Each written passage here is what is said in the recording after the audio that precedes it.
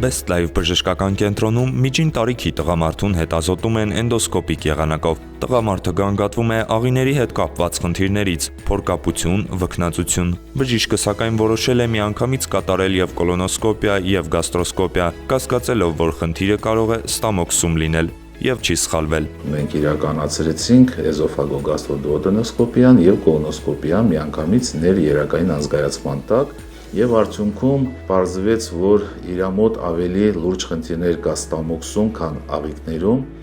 եւ հայտնաբերվեց ստամոքսում ավելի քան 5 հատ խոց, իսկ հաստաղիքում մենք ունենք սպաստիկ կոլիտի երևույթներ։ Այսինքն այս հետազոտությունը իրականում մեզ թույլ տվեց հիվանդի մոտ հայտնաբերել խնդիրը, հիմնական պատճառը։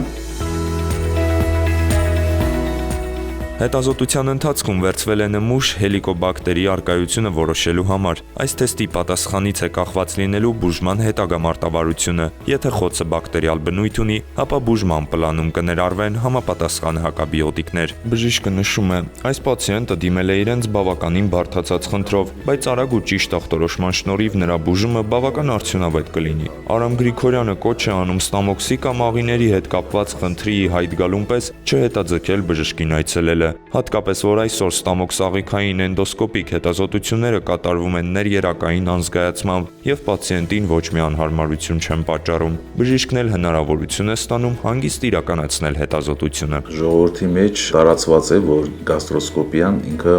դժվար եւ տհաճ պրոցեդուրա է, որը իրականում իրականությանը չի համապատասխանում,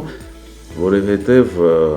արդեն իսկ ընդունված է իրականացնել այդ հետազոտությունը ներերակային անզգայացման տակ, որը լրիվ ապահովում է եւ հիվանդի կոմֆորտը եւ բժշկի աշխատանքի կոմֆորտը։ Դա թույլ է տալիս ավելի լիարժեք եւ մանրակրկիտ ուսումնասիրել եւ ստամոքսը եւ աղիքները եւ ստանալ ավելի հստակ տվյալներ հիվանդի առողջության վերաբերյալ։ Ընդ որում ինքը հետազոտությունը տևում է 30 վայրկյանից 1 րոպե, ընդհանուր նախապատրաստման եւ արտանալու հետ միասին 3-ից 5 րոպե։